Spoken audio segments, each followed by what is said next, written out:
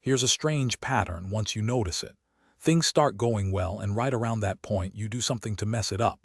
The relationship starts feeling real, so you pick a fight over nothing.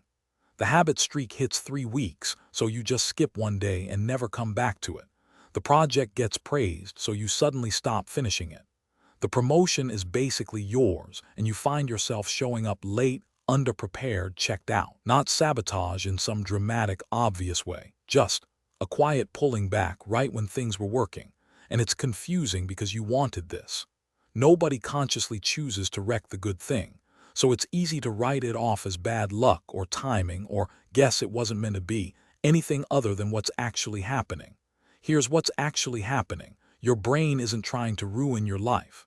It's trying to protect you from something unfamiliar. And unfamiliar, even good unfamiliar, reads as dangerous. Think about it from your brain's perspective. Failure for you is a known outcome. You know exactly how it feels, how you'll cope, what happens next. Sustained success is not a known outcome. You don't have a track record of handling it. And a system built entirely around keeping you safe treats unknown as a bigger threat than known but bad.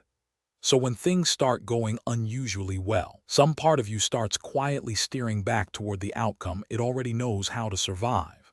There's a deeper layer too. If you've spent years believing some version of "I'm not the kind of person who finishes things," or "good things don't last for me," success doesn't just feel good, it creates a gap. A gap between the story you've been telling yourself and the life you're suddenly living. And a mind under pressure will often close that gap the easy way, not by rewriting the story, but by pulling the results back down to match it. It's not that you don't want the success. It's that the success doesn't match the identity yet, and the identity feels like the more solid, more real thing. There's also a simpler fear hiding in here, the fear of what success costs you. If the relationship gets serious, there's more to lose. If the project succeeds, expectations go up. If you get the promotion, more people are watching, more can go wrong, more of you is visible.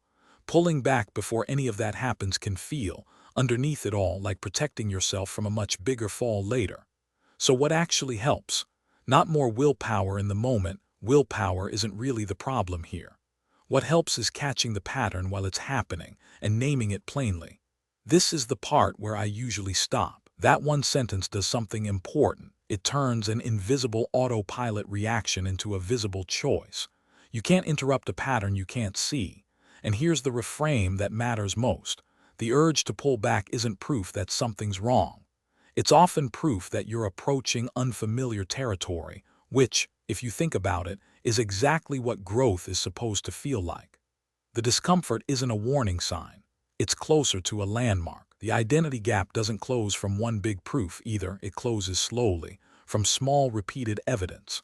Not "I completely became a new person overnight," but "I finished this one thing anyway," even though the urge to quit showed up right on schedule.